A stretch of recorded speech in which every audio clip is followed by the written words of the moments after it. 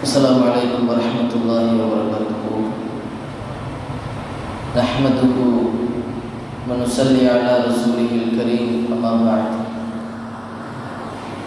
فقد قال الله تعالى في محكم تنزيله في القرآن العظيم والفرقان المجيد بعد أعوذ بالله من الشيطان الرجيم. بسم الله الرحمن الرحيم. يريدون ليطفئوا نور الله بأفواههم والله متم نوره ولو كره الكافرون. صدق الله العظيم.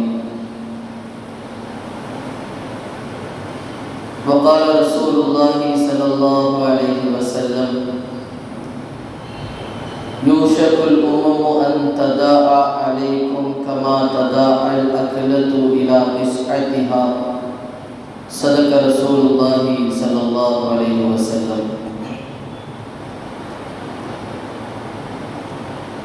சர்வ புகழும் புகழ்ச்சியும் சர்வத்தை படைத்து பரிபாலிக்கும் அல்லாஹ்வுக்கே உரித்தாகட்டும். அவனுடைய சலாத்தும் சலாமும் சத்திய தூதர் சன்மார்க்க வேந்தர் முஹம்மது ரசூலுல்லாஹ் ஸல்லல்லாஹு அலைஹி வஸல்லம் அவர்களின் மீதும் அவர்களின் அடிப்படை வாழ்க்கையை பின்பற்றிய சஹாபாக்கள், தாபிஈன்கள், தபஅ தாபிஈன்கள், சுஹதாக்கள், சாலிஹீன்கள், நாதாக்கள், நல்லவர்கள், குறிப்பாக இந்த ஜும்மாவுடைய நன்னாளில் இங்கே அமர்ந்திருக்கும் நம் அனைவர்களின் மீதும் அல்லாஹ்வின் அன்பும் அருளும் அளப்பரும் கருணையும் கிருபையும் என்றென்றும் நின்று நிலவட்டுமாகுக. ஆமீன். உலகத்தில் பல்வேறு மனிதர்களால் பல்வேறு மதங்கள் பின்பற்றப்பட்டு வருகிறது. மனிதர்களால் பின்பற்றப்படுவதில் ஆக சிறந்த ஒரு மார்க்கம் என்றால் அது இஸ்லாமிய மார்க்கம். இறைவனால் பொருந்திக் கொள்ளப்பட்ட மார்க்கமும் இஸ்லாம். நாம் எல்லாம் அடிக்கடி கேள்விப்படுகிற இறை வசனம், இன்ன தீன இன்தல்லாஹில் இஸ்லாம். அல்லாஹ்வின் இடத்திலே மார்க்கம் என்றால் அது இஸ்லாம் தான். அந்த மார்க்கமே அல்லாஹ்வின் இடத்தில் பொருந்திக் கொள்ளப்பட்ட மார்க்கம். உலக அளவில் வளர்ச்சியின் பாதையில் முன்னோக்கி சென்று கொண்டிருக்கிற மார்க்கமாய் இஸ்லாம் மாறிக்கொண்டே வருகிறது. 1400 ஆண்டுகளுக்கு முன்னால் தோன்றினாலும் கியாமத்து வரையிலேயும் பின்பற்றப்படுவதற்கு தோதுவாய் இலகுவாய் இந்த இஸ்லாம் இருப்பதால் பல்வேறு நபர்களால் கவரப்பட்டு இந்த இஸ்லாத்தில் தன்னை நுழைத்துக் கொள்பவர்கள் ஏராளம். இஸ்லாத்தினுடைய ஒழுக்கங்களையும் கோட்பாடுகளையும் சட்டத்திட்டங்களையும் புரிந்து கொண்டு இந்த இஸ்லாத்தில் தன்னை இணைத்துக் கொள்பவர்கள் ஏராளம். நாளுக்கு நாள் இஸ்லாத்தினுடைய அபார வளர்ச்சி முன்னேறிக்கொண்டே இஸ்லாம் போகிறது. இதனுடைய அபார வளர்ச்சியால் என்னவோ இஸ்லாத்தின் மீது அவ்வப்போது சில விமர்சனங்களும் சில வெறுப்பு கருத்துக்களும் இஸ்லாத்தின் மீது திணிக்கப்படுகிறது. தமிழிலே ஒரு அழகான பழமொழி சொல்லுவார்கள், கனிந்த மரம்தான் கல்லடிப்படும் என்பது. பழமுள்ள மரத்தை தான் கல்லை கொண்டு எறிவார்கள். அதிகமாக இந்த இஸ்லாம் விமர்சிக்கப்படுவதற்கு இதுதான் இந்த இஸ்லாம் ஒரு கனிந்த மரம். இஸ்லாத்தினுடைய அபார வளர்ச்சியை கட்டுப்படுத்த வேண்டும் என்று சொல்லி ஒவ்வொரு நூற்றாண்டிலேயும் ஒவ்வொரு விதமான யுக்திகளை கையாண்டார்கள். இஸ்லாம் தோன்றிய ஆரம்பத்தில் பெருமான் ஸல்லல்லாஹு அலைஹி வஸல்லம் அவர்கள் தாவாவிற்காக வேண்டி செல்கிற இடமெல்லாம் பின்னாலேயே அபூஜஹலும் வருவார். இவர் ஒரு பொய்யர், இவர் பைத்தியக்காரர், இவர் சொல்வதை எல்லாம் கேட்க வேண்டாம் என்று பின்னால் அபூஜஹல் கத்திக்கொண்டே வருவார். அபூஜஹலினுடைய சப்தத்தில் ஆரம்பித்த அந்த இஸ்லாமிய வெறுப்பு 1400 ஆண்டுகளை தாண்டி இப்பொழுதும் இருக்கக்கூடிய சில அபூஜஹல்களால் இஸ்லாமிய வெறுப்புகள் வெளிப்படுத்த நவீன யுக்திகள் கையாளப்படுகிறது. அந்த நவீன யுக்திகளில் ஒன்றுதான் சினிமா, டிஜிட்டல் மீடியா. சினிமா எந்த அளவிற்கு ஒருவனை அடிமைப்படுத்துகிறது என்றால், அதிலே காட்டப்படுகிற காட்சிகள் அத்தனையும் உண்மை என்பதை அவனுடைய ஆழ் மனதிலே அவன் நம்பிவிடுகிறான். ஒரு செய்தியை உலகத்தில் பட்டி தொட்டிக்கெல்லாம் சென்றடைய வேண்டும் என்று சொன்னால் அது சினிமா தான். சினிமாவில் மட்டுமே முடியும் என்பதால் இஸ்லாமிய வெறுப்பை கக்குவதற்கு, உமிழ்வதற்கு இந்த நூற்றாண்டிலே எடுக்கப்பட்ட மிகப்பெரிய ஆயுதம் தான் சினிமா. மீண்டும் மீண்டும் சினிமாக்களில் இஸ்லாமிய வெறுப்புகள் விதைக்கப்படுகிறது, இஸ்லாமியத்தின் மீது விமர்சனங்கள் வீசப்படுகிறது. இஸ்லாமிய வெறுப்பு ஒன்றும் இஸ்லாத்திற்கு புதிதல்ல, அது பழகி பாலடைந்து போன ஒரு விஷயம். ஏனென்றால் வெறுப்பில் வளர்ந்த மார்க்கம் இது இஸ்லாமிய மார்க்கம். ஆரம்பத்தில் வெறுத்தவர்கள் எல்லாம் பின்னாட்களில் இஸ்லாத்தை பாதுகாப்பவர்களாக மாறி போனார்கள்.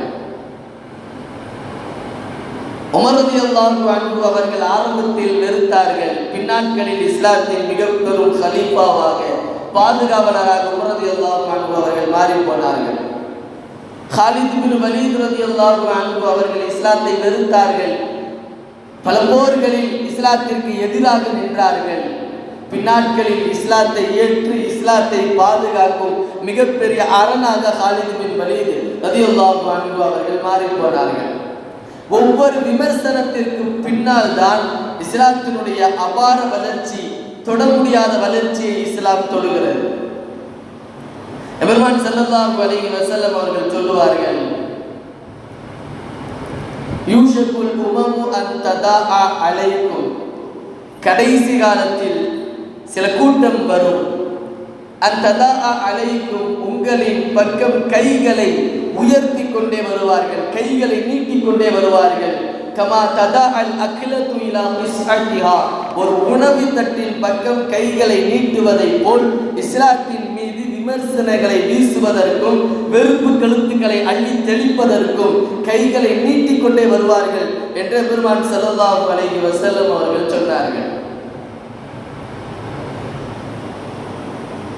கடைசி காலத்தில் இஸ்லாத்தின் மீது விமர்சனம் வீசப்படுகிற வெறுப்பு கருத்துகள் அதிகமாகிக் கொண்டே வரும் என்பதை 1400 ஆண்டுகளுக்கு முன்னாலேயே பெருமான் ஸல்லல்லாஹு அலைஹி வஸல்லம் அவர்கள் இந்த சமூகத்தில் பதிவு செய்துவிட்டு சென்றிருக்கிறார்கள்.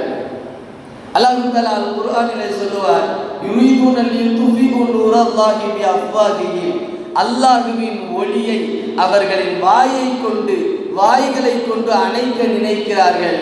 வல்லாஹு முத்திம்மு நூரிஹி, அல்லாஹ் அவனின் பிரகாசத்தை பரிபூர்ணப்படுத்தி விட்டான்.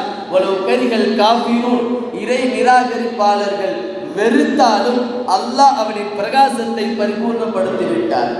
இன்னொரு இடத்திலே யக்பல்லாஹு இல்லா அய்யுத்திம்ம நூரஹு, அல்லாஹ் அவனின் பிரகாசத்தை, அவனின் ஒளியை, ஜோதியை, இந்த மார்க்கத்தை பரிபூர்ணப்படுத்தாமல் விடமாட்டான் என்கிறது குர்ஆனுடைய வசனங்கள்.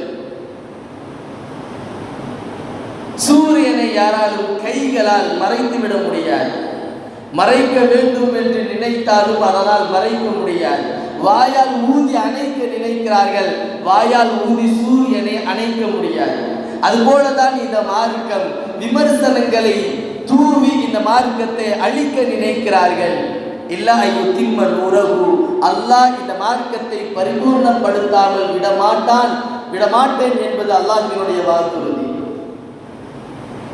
தொடர்ந்து இந்த இஸ்லாத்தின் மீது வீசப்படுகிற விமர்சனங்கள் சினிமாக்களின் வாயிலாக இவர்கள் தீவிரவாதிகள், இவர்கள் பயங்கரவாதிகள், இஸ்லாம் என்றாலே அது தீவிரவாத மார்க்கம், பயங்கரவாத மார்க்கம் என்று தொடர்ந்து இந்த உலகத்தில், இந்த சமூகத்தில், இந்த தேசத்தில் சில நபர்களால், கைவர்களால் பதிவு செய்யப்பட்டு கொண்டே இருக்கிறது.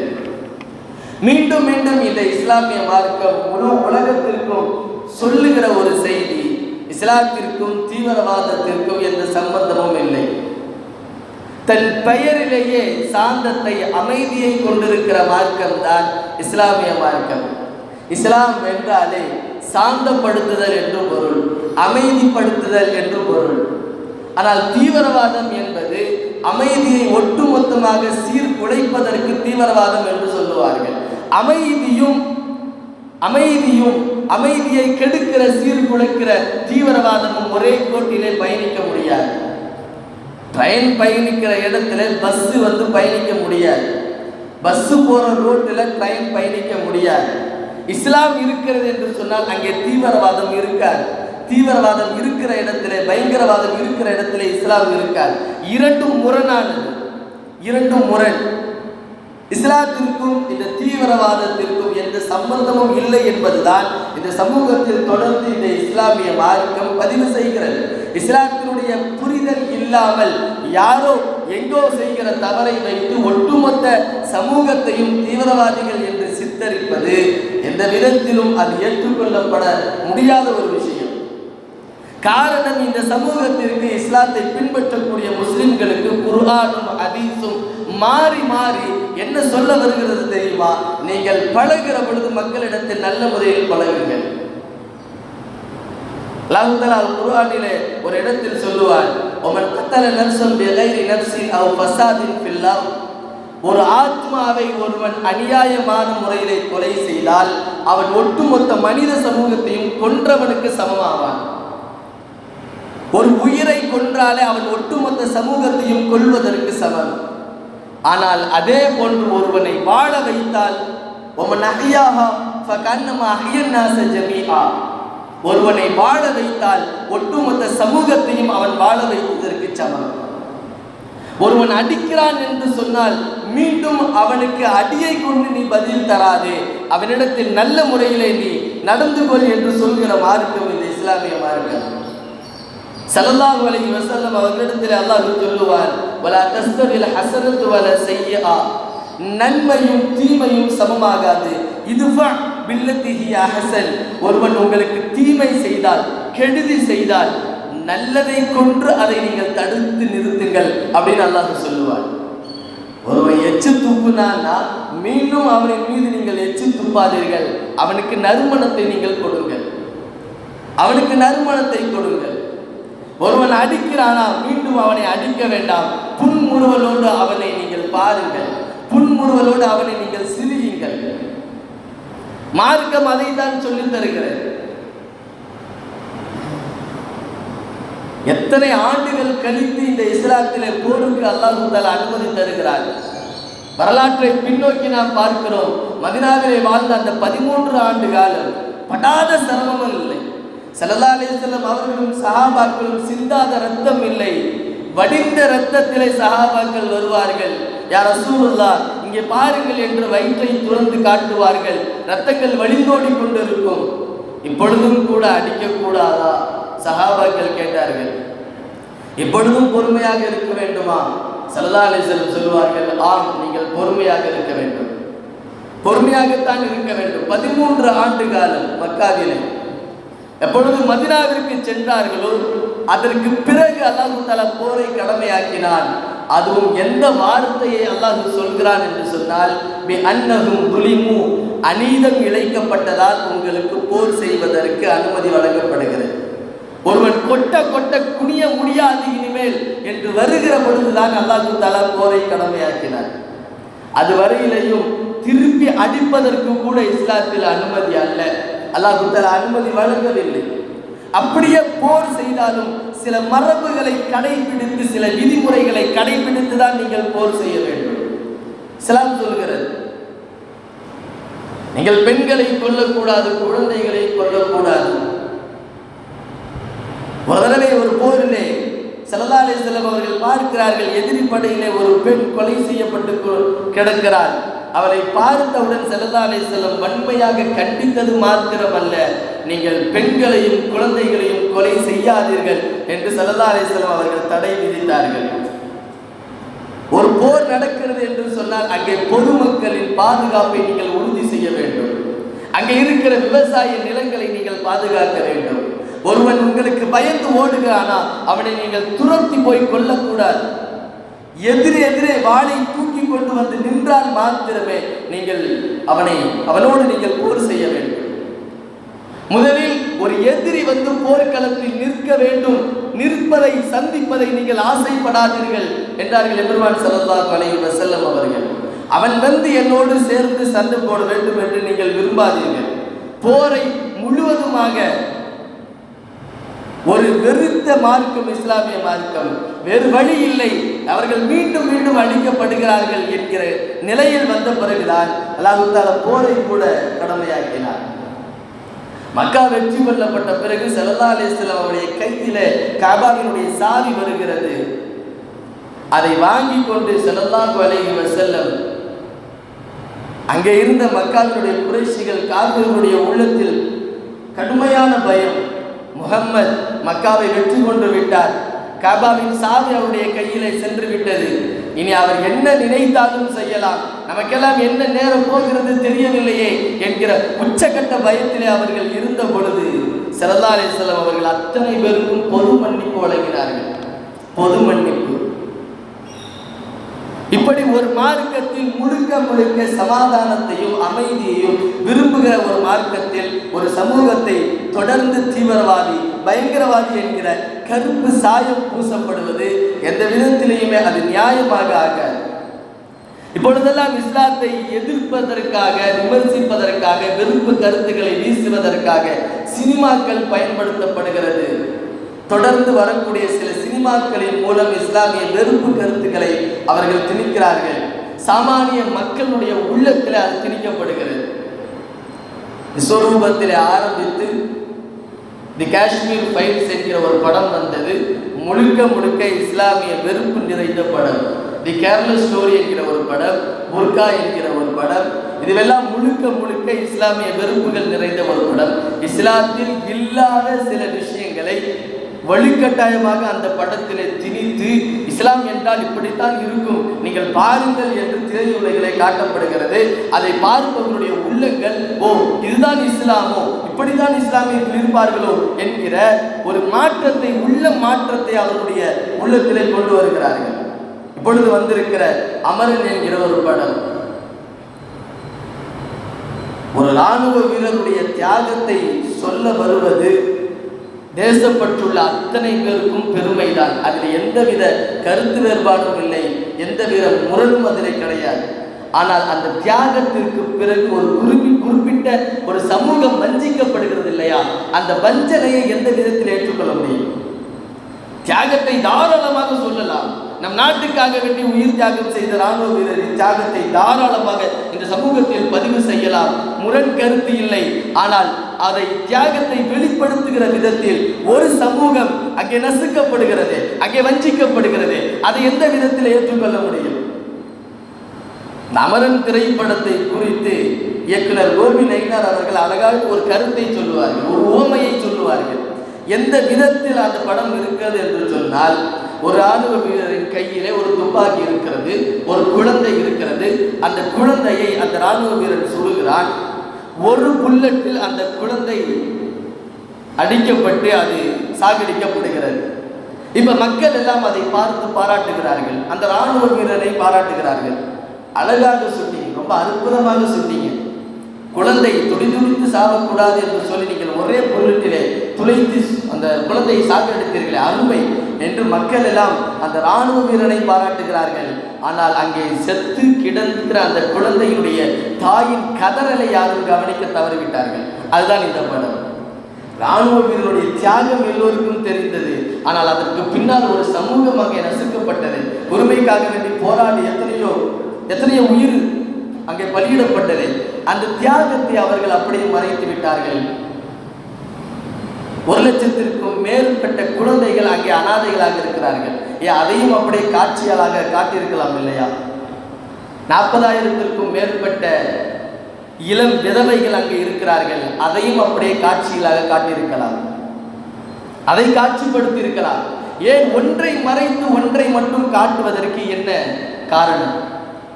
இந்த சமூகத்தை மீண்டும் மீண்டும் இந்த உலகத்தில், இந்த தேசத்தில் இவர்கள் தீவிரவாதிகள் தான் என்பதை நீங்கள் மேலும் மேலும் சித்தரிப்பது தானே அதற்கு காரணம்.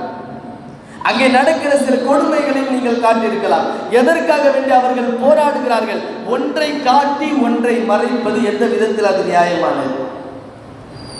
ஏன் தொடர்ந்து இந்த இஸ்லாமிய சமூகத்தை உலகத்திற்கு தீவிரவாதிகளாக காட்ட வேண்டும்? இதே இந்திய நாடு சுதந்திரம் பெறுவதற்காக வேண்டி உயிர் தியாகம் செய்த எத்தனையோ இஸ்லாமியர்களை இந்த சமூகம் மறந்து விட்டதா? சமூகம் மறந்தாலும் இந்திய கேட் அதை இன்னும் நினைவுபடுத்திக் கொண்டே இருக்கிறது. இந்தியா சுதந்திரம் பெறுவதற்காக வேண்டி உயிர் தியாகம் செய்தவருடைய மொத்த எண்ணிக்கை 95,360 பேர். அதில் 61,399 பேர் முஸ்லிம்கள், இஸ்லாமியர்கள். பாதிக்கும் மேல் இந்த இந்திய சுதந்திரம் பெறுவதற்காக வேண்டி உயிர் தியாகம் செய்தவர்களில் பாதிக்கு அதிகமான பேர் இஸ்லாமியர்கள் தான். ஏன் அவர்களின் தியாகத்தை அப்படி படமாக எடுத்து காட்டலாம் இல்லையா? குஜராத்தில் 2002 குஜராத்தில் நடந்த கொடூரம் அத்தனையும் மறந்து விட்டதா இந்த சமூகம்? சூலாயுதத்தை வைத்து கர்ப்பிணி பெண் அல்ல, கர்ப்பத்திற்குள்ளே இருக்கிற சிசுவை எடுத்து அந்த சூலாயுதத்தால் குத்தி கொன்றார்களே, அதையும் படமாக எடுத்திருக்கலாம் இல்லையா?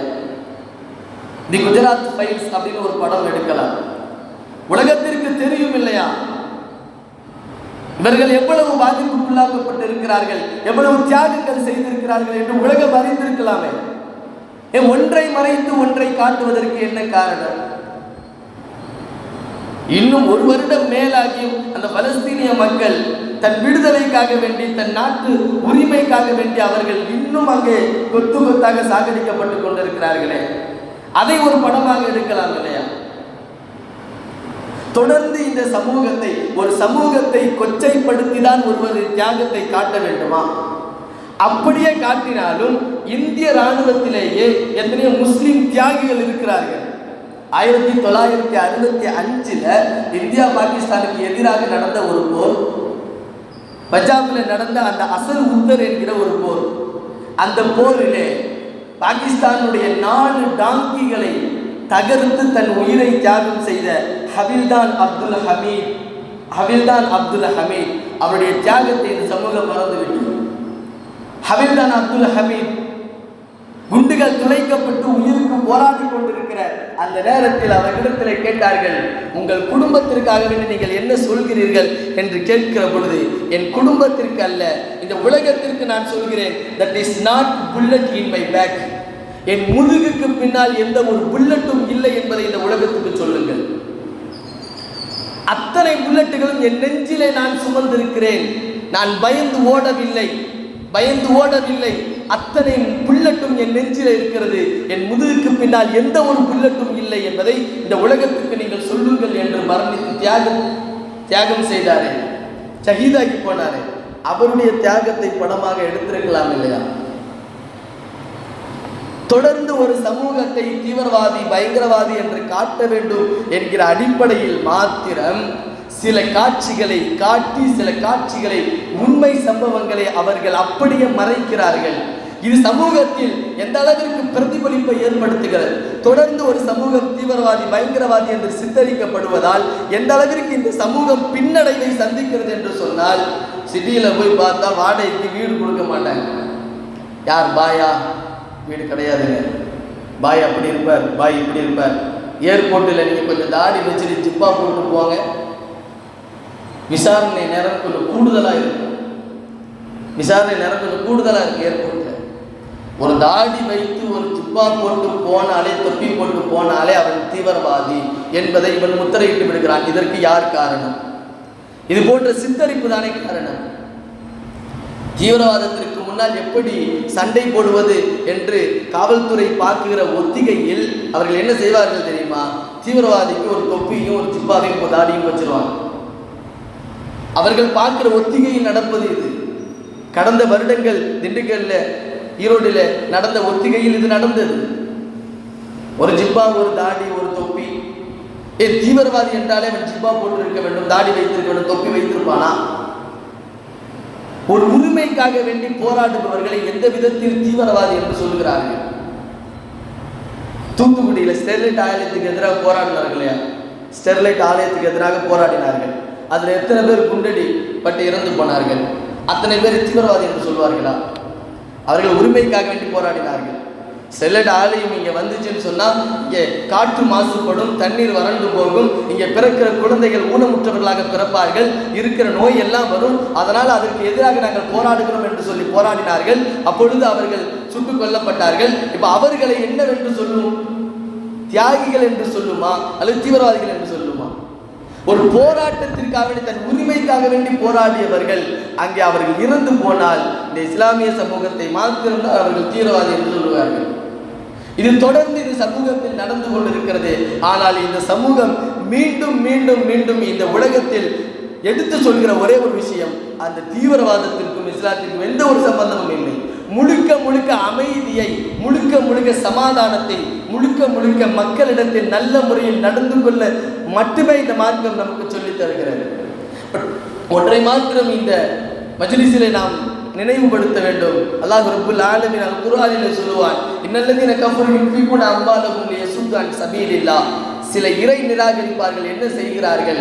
அல்லாஹ்வின் பாதை விட்டும் அப்புறப்படுத்துவதற்காக வேண்டி அவர்களின் பொருட்களை செலவு செய்கிறார்கள். சினிமாக்களின் மூலமாக, மீடியாக்களின் மூலமாக அவர்கள் செலவு செய்கிறார்கள். ஃபஸயுன்ஃபிகூனஹா, செலவு செய்வார்கள். சும்ம தக்கூனு அலைஹிம் ஹஸ்ரத்தன், அவர்கள் செலவு செய்தது அத்தனையுமே அவர்களுக்கு மிகப்பெரிய கை சேதத்தை தரும் என்று அல்லாஹ் சொல்கிறார். நீ என்னதான் செலவு செஞ்சு சினிமா எடுத்து இவர்கள் தீவிரவாதிகள் என்று நீ விமர்சித்தாலும் அத்தனை செலவுகளும் உன்னுடைய அத்தனை திட்டங்களும் உனக்கு கை சேதம் என்று குர்ஆன் சொல்லுகிறது. ஆரம்பத்தில் ஓதிய ஒரு வசனம், அல்லாஹ்வின் பிரகாசத்தை, ஒளியை வாயால் ஊதி அணைக்க நினைக்கிறார்கள். வல்லாஹு முத்திம்மு நூரிஹி, அல்லாஹ் அவனின் பிரகாசத்தை பரிபூர்ணப்படுத்தாமல் விட மாட்டான் என்கிறது அல் குர்ஆனுடைய வசனம். எந்த அளவிற்கு உலகம் இஸ்லாமியர்களை தீவிரவாதி என்று சித்தரித்தாலும் இந்த விமர்சனத்திற்கு பின்னால் தான் இஸ்லாமிய வளர்ச்சி என்பது அபாரமாக எட்டிக்கொண்டே இருக்கிறது. இது காலம் நிரூபிக்கிற ஒரு உண்மை. விமர்சனம் வந்ததற்கு பின்னால் தான் இஸ்லாம் தொட முடியாத அளவிற்கு ஒரு வளர்ச்சி எட்டுகிறது. எந்த அளவிற்கு விமர்சனம் செய்யப்படுகிறதோ அந்த அளவிற்கு இஸ்லாத்தினுடைய வளர்ச்சியும் அபாரமாக எட்டிக்கொண்டு இருக்கிறது என்பதை நாம் புரிந்து கொள்ள வேண்டும். அல்லாஹ் ரப்புல் ஆலமீன் இந்த காஷ்மீர் மக்களுடைய துயரங்களை போக்கி நிம்மதியான ஒரு சூழலை அல்லாஹ் தஆலா அங்கே ஏற்படுத்தி அருள்புரிவானாக. இது போன்ற சினிமாக்களின் தாக்கங்களை விட்டும் அல்லாஹ் தஆலா உலக மக்களை பாதுகாத்து அருள்புரிவானாக. ஆமீன் யா ரப்பல் ஆலமீன். வாஹிரு தஅவானா அல்ஹம்துலில்லாஹி ரப்பில் ஆலமீன். அஸ்ஸலாமு அலைக்கும் வரஹ்மத்துல்லாஹி வபரகாத்துஹு.